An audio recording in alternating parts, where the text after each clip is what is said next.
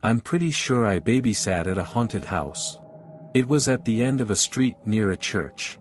My mom had taught both the little boys in preschool, so their mom asked me to watch them a few times when their regular babysitter was busy. Over the course of one evening, 4 odd things happened. First, the boys were pulling out food for dinner, and they set a container of salsa on the counter. Minutes later, while prepping food, the container burst and sent salsa flying across the room, all over the walls, cabinets, and fridge. Odd, but I assumed it was just old and some gas had built up in the container. That was fun to clean. Well, while I was cleaning it and the boys were in the kitchen helping me, we heard a loud thud in the living room. We rushed into the living room, and 2 framed photos on opposite walls had fallen to the floor at the same time. Neither appeared damaged, but they had both landed on the floor. I propped them up against the walls, but left them alone.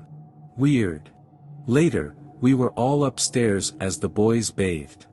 I had the bathroom door cracked in case they needed me, but I waited in the hall near their dad's home office.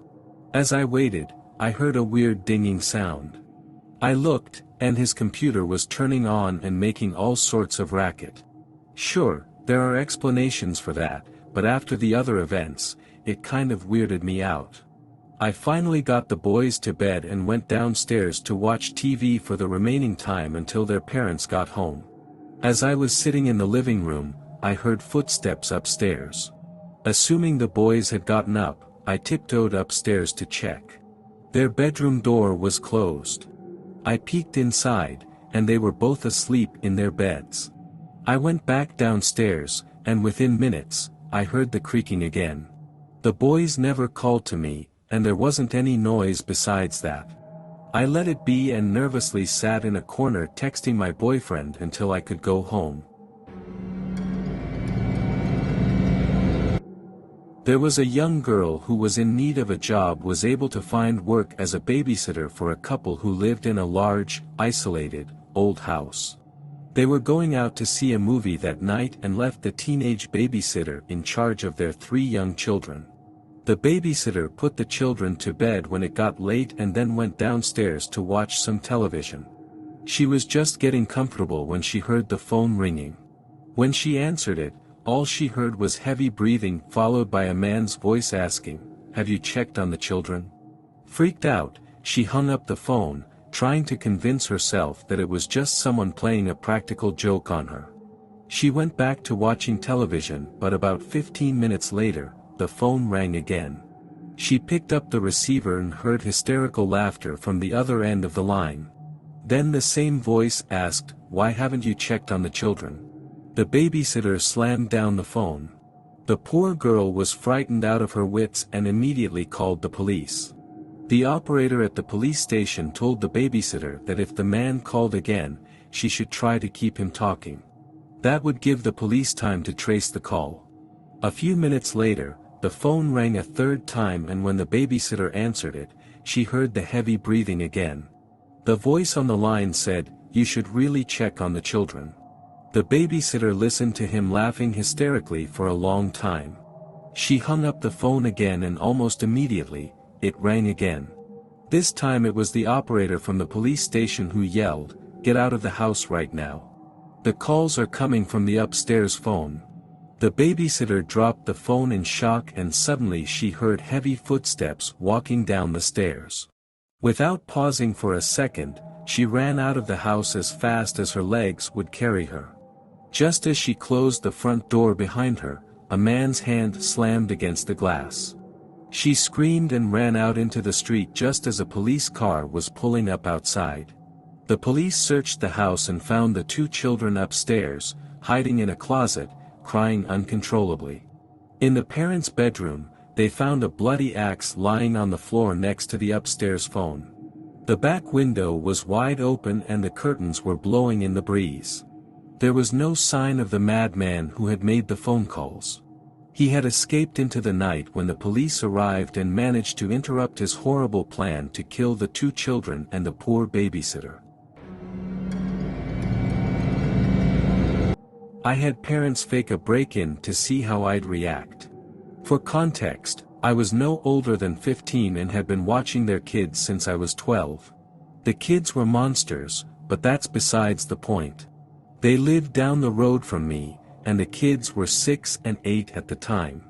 The parents told me they'd be home around 11 in the evening. And the plan was to get the kids to bed around 9.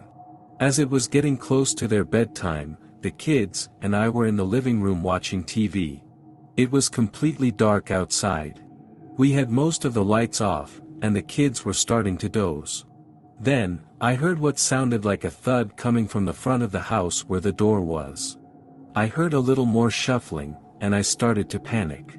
The kids looked at me nervously, and I had them sit quietly behind the couch under a blanket. The living room and kitchen were connected, so I quietly grabbed my phone and a steak knife, and went around the corner to see what was making noise. As I rounded the corner wielding the knife, the parents jumped out and yelled, "Yo!" Then start laughing like idiots. My heart dropped, and I nearly stabbed someone. They went on to tell me how they were home early and just wanted to see how I'd react to an intruder. I was not pleased, but figured at the very least, I'd get to go home early. Nope. They had a hot tub on their back deck and asked me to wait inside and put their kids to bed while they got into the hot tub. So, I stayed for another hour or so while the kids were asleep, and they were in the hot tub making out. God, I still can't stand those people. It was 9 o'clock in the evening. Everybody was sitting on the couch in front of the TV. There were Richard, Brian, Jenny and Doreen, the babysitter. The telephone rang. "Maybe it's your mother," said Doreen. She picked up the phone. Before she could say a word, a man laughed hysterically and hung up. "Who was it?" asked Richard. "Some nut," said Doreen. "What did I miss?" At 9:30 the telephone rang again. Doreen answered it. It was the man who had called before. "I'll be there soon," he said, and he laughed and hung up. "Who was it?" the children asked. "Some crazy person," she said. About 10 o'clock the phone rang again. Jenny got it first. "Hello," she said. It was the same man. "One more hour," he said, and he laughed and hung up. He said, "One more hour." What did he mean? asked Jenny. "Don't worry," said Doreen. "It's somebody fooling around." "I'm scared," said Jenny. About 10:30 the telephone rang once more.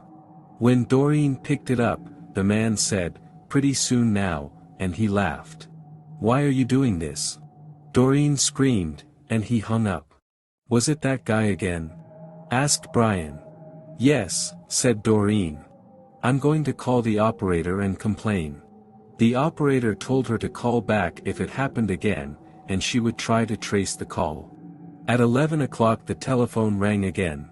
Doreen answered it. "Very soon now," the man said, and he laughed and hung up. Doreen called the operator. Almost at once she called back. "That person is calling from a telephone upstairs," she said. "You'd better leave. I'll get the police." Just then a door upstairs opened. A man they had never seen before started down the stairs towards them. As they ran from the house, he was smiling in a very strange way. A few minutes later, the police found him there and arrested him.